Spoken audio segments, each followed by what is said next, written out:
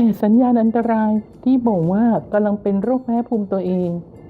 หรือโรคพุ่มพวงมีอะไรบ้างล่ะคะเนี่ย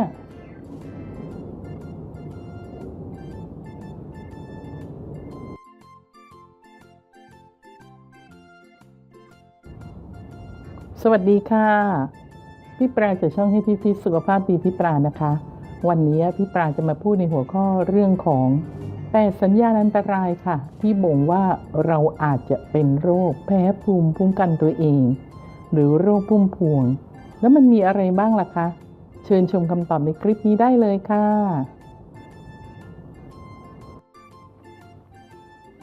8 สัญญาณอันตรายโรคแพ้ภูมิคุ้มกันตัวเอง SLE หรือที่เรียกกันทั่วไปว่าโรคพุ่มพวงนะคะ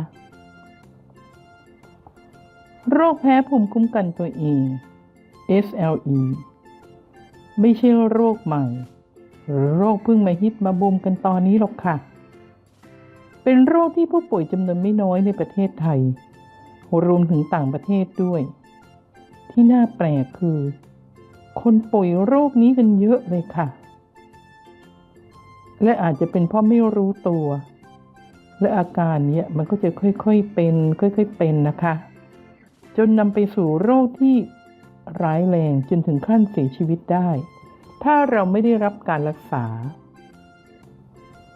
โรคนี้ที่คนไทยรู้จักกันและเรียกกันทั่วไปว่าโรคพุ่มพวงนะคะโรคแพ้ภูมิคุ้มกันตัวเองเป็นอย่างไรโรคแพ้ภูมิคุ้มกันตัวเอง SLE หรือทางการแพทย์เรียกว่า Systemic Lupus Erythematosus เป็นโรคที่เกิดจากภาวะที่ร่างกายสร้างสารภูมิคุ้มกันต้านทานผิดปกติโดยเข้าไปต่อต้านเนื้อเยื่อหรืออวัยวะต่างๆในร่างกายเป็นผลทำให้เกิดการอักเสบเรื้อรังในบริเวณนั้นค่ะแล้วใครล่ะคะที่เสี่ยงเป็นโรคแพ้ภูมิคุ้มกันตัวเองแม้ว่าโรคแพ้ภูมิคุ้มกันตัวเอง SLE จะไม่ได้พบกันบ่อยๆแต่ก็พบได้เรื่อยๆนะคะพบได้ตั้งแต่เด็กไปจนถึงผู้สูงอายุแม้ว่าจะหาสาเหตุที่แท้จริงไม่ได้แต่ก็มีปัจจัยเสี่ยงที่ทำให้ภูมิคุ้มกันทำงานผิดปกติอยู่หลายประการค่ะมาดูกับพี่ปราเลยนะคะ 1. ความผิดปกติจากพันธุกรรมชนิดที่ถ่ายทอดได้ 2. พบในเพศหญิงมากกว่าเพศชาย 3. มีอาการแพ้กับสิ่งต่างๆ 4. ติดเชื้อจากแบคทีเรียหรือไวรัสบางชนิด 5. สูบบุหรี่ 6. ผลข้างเคียงจากการใช้ยาบางชนิดเช่นยาป้องกันการชักยาคุมกำเนิดยาลดน้ำหนักบางชนิด 7. ความเครียดทำงานหนักมากเกินไป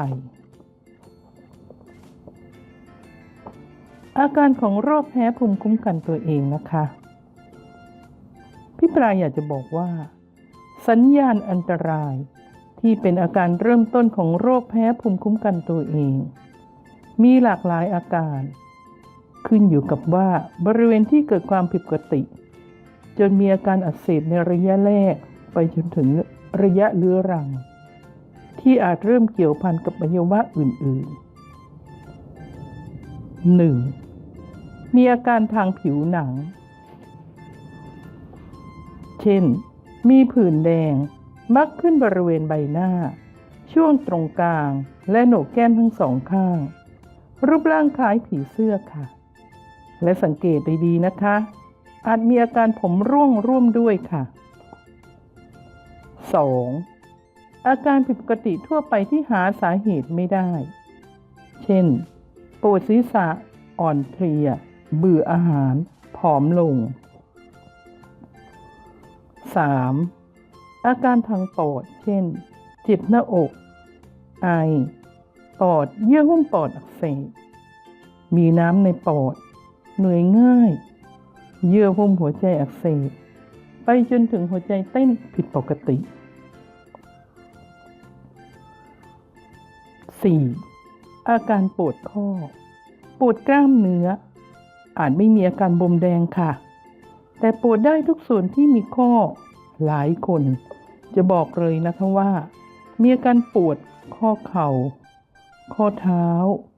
ข้อมือแล้วก็ข้อนิ้ว 5. อาการทางไตความดันโลหิตสูงเช่นขาบวมจากการบวมน้ำ 6. อาการทางระบบทางเดินอาหารเช่นคลื่นไส้อาเจียนปวดท้องเบื่ออาหาร 7. อาการทางระบบประสาทเช่นมีอาการชักโดยไม่ทราบสาเหตุแขนขาอ่อนแรงไม่มีสมาธิเครียดนอนไม่หลับซึมเศร้าวิตกกังวลมีปัญหาในการจำสับสนเห็นภาพหลอน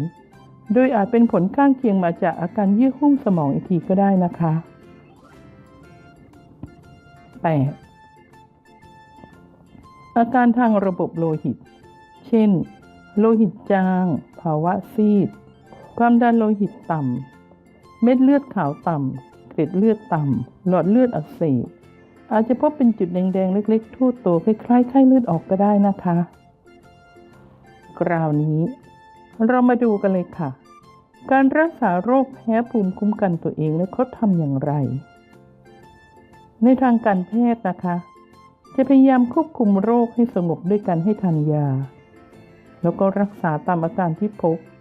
และมีการนัดมาเพื่อติดตามอาการไปเรื่อยๆจนกว่าอาการจะสงบหากเข้ารับการรักษาตั้งแต่เนิ่นๆจะยิ่งทำให้แพทย์ทำการรักษาและควบคุมอาการได้อย่างดีขึ้นค่ะจนไม่มีอะไรที่จะต้องน่ากลัวหรืออันตรายถึงขั้นเสี่ยงเสียชีวิต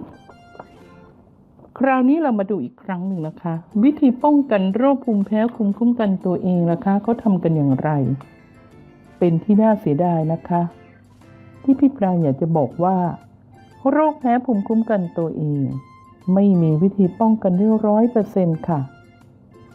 แต่ก็มีวิธีที่จะช่วยลดความเสี่ยงในการเป็นโรคนี้ได้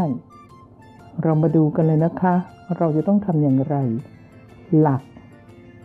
คือการดูแลรักษาร่างกายของตัวเราเองให้แข็งแรงอยู่เสมอ 1. รับประทานอาหารให้ครบ5 หมู่ 2. ออกกำลังกายเป็นประจำ 3. พักผ่อนให้เพียงพอ 4. ไม่เครียดจนเกินไปนะคะโดยเฉพาะในภาวะปัจจุบันทั้งสิ่งแวดล้อมทั้งการจราจรและหลายคนก็เกี่ยวข้องกับเรื่องของครอบครัวและการทำงาน 5. รักษาสุขภาพอนามัยของตัวเองนะคะให้สะอาดลดโอกาสในการติดเชื้อ 6. สำคัญมากเลยนะคะโดยเฉพาะในผู้ป่วยที่เป็นโรค SLE หรือยังไม่เป็นก็ตามถ้าเราจะทานยาอะไรนะคะที่จะทานเป็นประจำดีที่สุดต้องปรึกษาแพทย์นะคะนอกจากนี้ผู้ป่วยโรคนี้ก็ต้องปฏิบัติตนเองตามคำแนะนำของแพทย์อย่างเคร่งครัดเลยค่ะแล้วก็พบแพทย์ตามเวลาที่นัดหมายทุกครั้งเพื่อที่จะติดตามอาการควบคุมอาการของโรคให้เป็นไปอย่างต่อเนื่องอย่างที่พี่ปราบอกนะคะเราทุกคนกลับมาดูแลสุขภาพตัวเองค่ะเพราะเมื่อเกิดเป็นอะไรขึ้นมาแล้วการรักษาจะต้องใช้เวลาและที่สำคัญนะคะค่ารักษาพยาบาลจะแพงมากทำให้เราไม่มีความสุขกลับมาดูแลสุขภาพตัวเองตั้งแต่วันนี้นะคะเพื่อที่จะเตรียมตัวเข้าสู่ผู้สูงวัยหรือผู้สูงอายุคุณภาพกันเชื่อพี่ปลานะคะสำหรับวันนี้นะคะพี่ปลาก็หวังว่าคลิปนี้คงมีประโยชน์อย่าลืมนะคะ กดติดตามกดกระดิ่งช่อง Healthy Fit สุขภาพดีพี่ปลากดไลค์กดแชร์คลิปนี้นะคะ เพื่อให้เกิดประโยชน์กับท่านอื่นๆแล้วก็อย่าลืมนะคะ เตรียมตัวเพื่อเข้าสู่ผู้สูงอายุคุณภาพ ผู้สูงวัยคุณภาพกัน ขอทุกท่านมีสุขภาพดีนะคะ สุขภาพดีกับพี่ปลาจากช่อง Healthy Fit สุขภาพดีพี่ปลาค่ะบ๊ายบายขอทุกท่านมีสุขภาพดีนะคะ